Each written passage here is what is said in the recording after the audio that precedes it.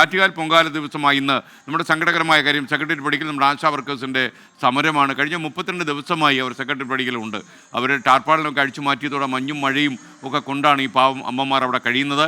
അവരുടെ സമരം എത്രയും പെട്ടെന്ന് തീർക്കാനുള്ള ശ്രമങ്ങളൊക്കെ തുടങ്ങി. ഇന്നലെ മുഖ്യമന്ത്രിയെ പ്രതിപക്ഷ നേതാവ് ഫോണിൽ വിളിച്ച് സമരം തീർക്കണമെന്ന് അപേക്ഷിച്ചു എന്നാണ് നമുക്ക് ലഭിക്കുന്ന വിവരം. ഇപ്പോൾ ഈ ആശാ വർക്കേഴ്സ് ഈ സമരത്തെക്കുറിച്ച് ഈ ആറ്റുകാൽ പൊങ്കാല ദിനത്തിൽ എന്താണ് പറയുന്നത് നമുക്ക് കേൾക്കാം. പ്രതിഷേധമല്ല, ഭക്തിയാണ്. എന്നിരുന്നാലും ഞങ്ങൾക്ക് സങ്കടമുണ്ട്. പ്രതിഷേധ പൊങ്കാലയേ അല്ല. ഞങ്ങളുടെ ആരോഗ്യമന്ത്രി ഈ പൊങ്കാല ഇട്ട് ഞങ്ങൾ നേരുമ്പോഴെങ്കിലും അവരുടെ കണ്ണ് തുറന്ന് മനസ്സൊന്ന് തുറന്ന് ഞങ്ങളെ ചർച്ചയ്ക്ക് വിളിച്ച് ഞങ്ങളുടെ അവകാശങ്ങളെല്ലാം തന്ന് ഞങ്ങളെ ഈ തെരുവീതിയിൽ നിന്ന് ഈ വെയിലത്തും കൊതുകടിയിൽ നിന്ന് ഞങ്ങളെ ഒന്ന് രക്ഷിക്കണേ എന്നുള്ള ഒരൊറ്റ പ്രാർത്ഥനയാണ് ഞങ്ങൾക്കുള്ളത്. ഓക്കെ, സെക്രട്ടറിന് മുന്നിൽ നിന്ന് ആശാ വർക്കേഴ്സിനിടയിൽ പ്രവിത ലക്ഷ്മി ഉണ്ട്. Pravitha Lakshmi, good morning. പ്രവിത, ശരിക്കും നമ്മുടെ ഇന്ന് യഥാർത്ഥത്തിൽ വളരെ സന്തോഷഭരിതമായി നിർഭരമായ അന്തരീക്ഷത്തിൽ ആറ്റുകാലമ്മയ്ക്ക് ഏതാണ്ട് 40 ലക്ഷം ആൾക്കാർ പൊങ്കാലയിടുമ്പോൾ വളരെ ആശങ്കയോടെ ഈ ആശാ വർക്കേഴ്സ് പൊങ്കാലയിടുന്നു. എന്താണ് നമുക്ക് അവരുടെ സമരപന്തലിൽ നിന്ന് പറയാൻ കഴിയുന്നത്? പന്തലില്ലല്ലോ, അവിടെ പന്തൽ പൊളിച്ച് നീക്കിയില്ലേ? പറയൂ. അതേ എസ് കെ സൂചിപ്പിച്ചതുപോലെ തന്നെ പന്തലൊന്നും ഇല്ല. ഇവർ ഈ മരത്തിന്റെ തണലിലാണ് ഇപ്പോൾ അഭയം പ്രാപിച്ചിരിക്കുന്നത്. അറിയാലോ, 32 ദിവസമായി ഇവരുടെ സമരം തുടങ്ങിയിട്ട്. സർക്കാരിനെ ഏറെ പ്രതിരോധത്തിലാക്കിയ ഒരു സമരം കൂടിയാണ്. പക്ഷേ ആശാ വർക്കർമാരുമായി ആരോഗ്യമന്ത്രി നേരിട്ടൊരു ചർച്ച നടത്തുമെന്നുള്ള പ്രതീക്ഷ അതൊക്കെ അസ്ഥാനത്താവുകയാണ്. കാരണം ഇവരുടെ ആവശ്യങ്ങൾ അംഗീകരിക്കുന്ന യാതൊരു ഒരു പോസിറ്റീവായിട്ടുള്ള സൈനും സർക്കാരിന്റെ ഭാഗത്തുനിന്ന് ഉണ്ടാകുന്നില്ല എന്നുള്ളതാണ്. അതേസമയം തന്നെ കേന്ദ്രത്തെ പഴിചാരുകയാണ് കേരളം. പക്ഷേ കേന്ദ്ര സർക്കാർ ആകട്ടെ കേരളത്തിനുള്ള ഫണ്ടെല്ലാം അനുവദിച്ചിട്ടുണ്ട്.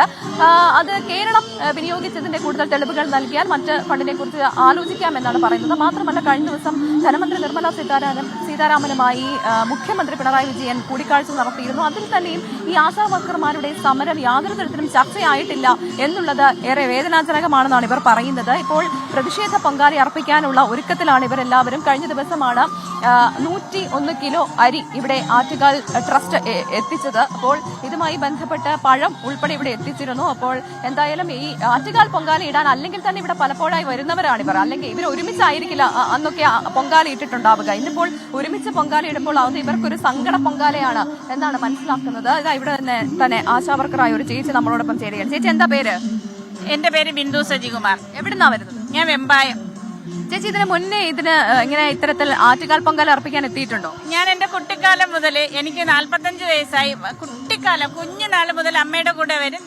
പിന്നെ വരാൻ പറ്റാത്ത സാഹചര്യങ്ങൾ എത്തിയിട്ടില്ല. ഇതുപോലൊരു പൊങ്കാല ഇട്ടിട്ടുണ്ടോ? ഇതുപോലൊരു പൊങ്കാല ഇട്ടിട്ടില്ല. തീർച്ചയായിട്ടും ഈ അവസരത്തിൽ ഞാൻ വരില്ലായിരുന്നു. കാരണം എന്റെ കൈ സുഖമില്ല.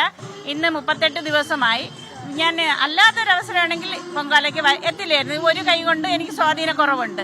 അപ്പം ഇത് എന്റെ ആത്മസമർപ്പണമാണ് ദേവിക്ക്.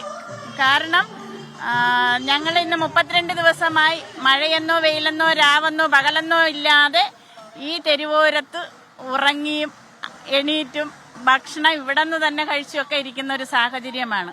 അപ്പം ഇത്തവണ ആറ്റുകാലമ്മയ്ക്ക് പൊങ്കാല എന്ന് പറയുന്ന നമ്മുടെ ഇന്ത്യയിലെ തന്നെ ആശാവർക്കർമാരുടെ ആത്മസമർപ്പണമാണ്. ഇന്ത്യയിൽ ആകെയുള്ള ആശാവർക്കർമാർക്ക് വേണ്ടിയിട്ട് കൂടിയാണ് ഈ തീർച്ചയായിട്ടും. നമ്മുടെ കേരളത്തിൽ തുടങ്ങി ആണെങ്കിലും നമ്മുടെ ഇന്ത്യയിലെ തന്നെ മൊത്തം ആശാവർക്കർമാരുടെയും ജീവിതമാണിത്.